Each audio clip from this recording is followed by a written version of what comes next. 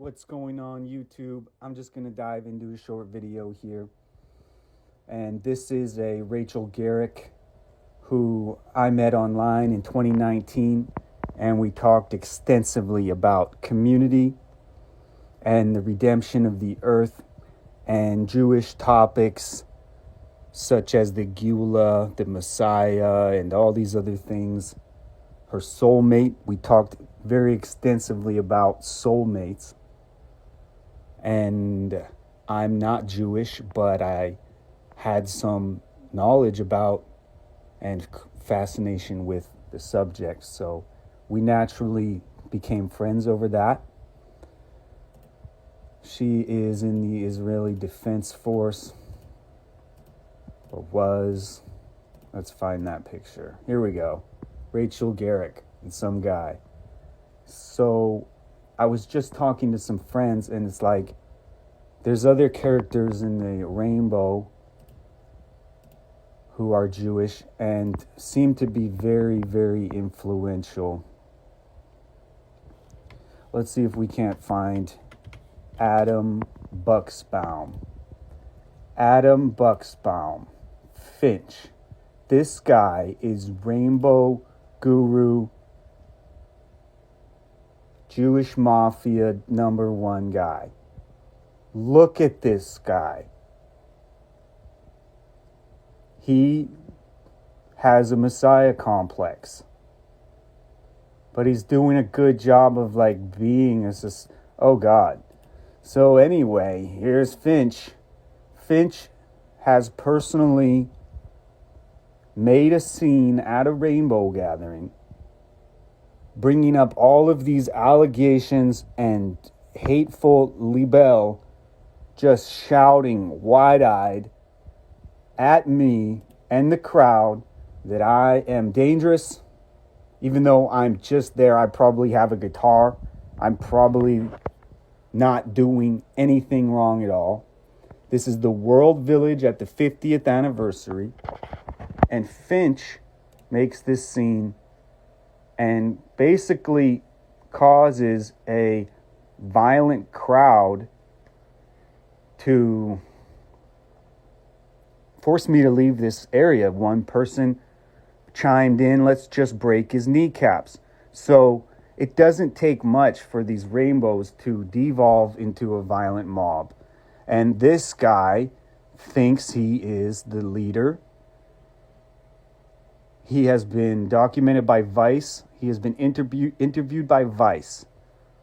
And yeah, I just happen to not be blocked by him because I have made a new account that he doesn't know about right now.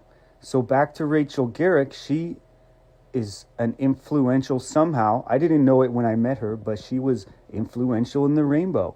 And what happened with her was that we talked so much about soulmates that it put us in a position where we were talking about whether we were soulmates. So there was obviously a romantic under theme around those topics. I'm not saying that I projected any amount of that onto her.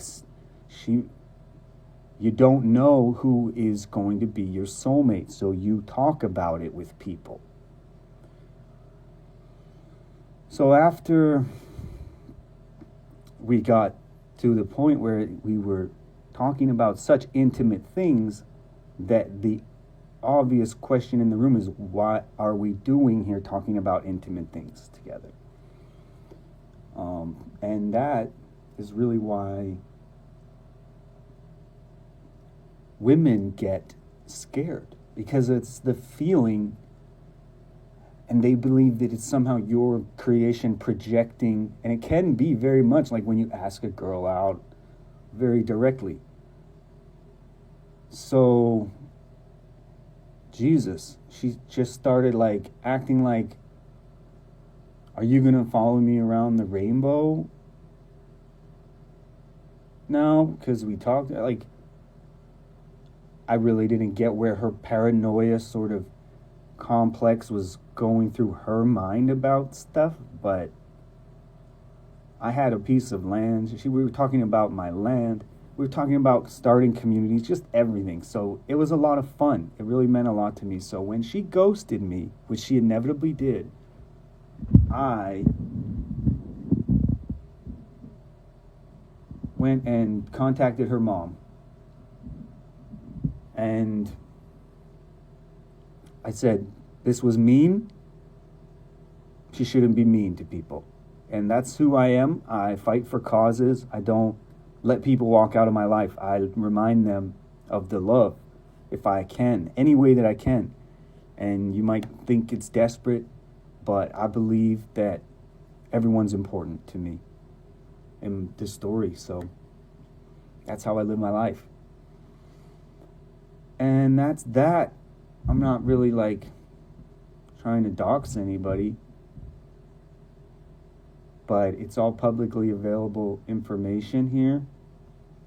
And I'm putting it out there that because of her going on then to create this actual story and contacting the Rainbow family about me and saying that I'm some kind of predator stalker because I didn't give up and let go when she wanted me to, when she ghosted me, guys. That's not how you set a healthy boundary. And I'm like a nonviolent communications serious heart guy. I investigate stuff.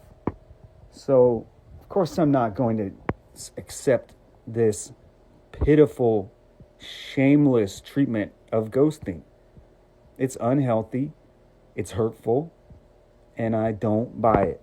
So, I am a defender of any man who has been put in a position that they cannot handle. That's real, and there's a lot of lone wolf guys out there who are dealing with things completely on their own and do not have a support network. And when they meet a very lovely new friend, it is very hard to move on when you have had beautiful conversations about possibly spending your lives together. And she just has this sticky, real life, I'm your best friend feel. Like, she is nerdy and cute. And I tell you, I had to go to extreme lengths to let go of her and forget about it. But she, being so obsessed with herself or whatever's going on, decided that I wouldn't give up on her. She decided that. And she goes on to make a thriller story, shock drama about how I'm a stalker who's going to follow her around the rainbow because I contacted her mom. But that is how I reprimand people who walk out of my life. And I have people in my life who come back after that whip cracks and they say, wow, you really care about me. And yeah, that's right. So if you didn't know, some people just don't know. And you have to give them that reminder if they are acting bad. And that's called boundaries and setting boundaries for yourself. And when your boundary gets crossed, you get to go to war. If you enjoy. Because I follow some cool stuff. Like the Havamal, if that's even how you say it. And, you can see all these intimate things. Where'd it go? I don't know. But the Havamal says, be your friend's true friend. Repay laughter with laughter. Again, repay gift for gift. But repay betrayal with treachery. I love it. This is ancient wisdom. You don't deserve to suffer. You go do. You have your fun when people mistreat you. So contacting her mom was fun. And it made her really mad, this woman. So she tried to destroy my name. And that is part of why the Rainbow Jewish Mafia, if I can say that, it's kind of real thing. They are doing this together. This is still her. I'm still hearing about her. And she's lovely, so I'm doing my part to hold her accountable and spread the public official awareness narrative here. Gonna leave it there. 10 minutes, 30. You guys, I don't know you. I'm just sharing with everyone. And that's my way to... It's going to resolve this. They're going to apologize. I'm going to get the satisfaction. Because I'm going to do my part. And in the last thing I'll say, the words of James Baldwin, the victim who can articulate the situation of the victim ceases to be a victim. Telling your story is your freedom. Thank you, guys.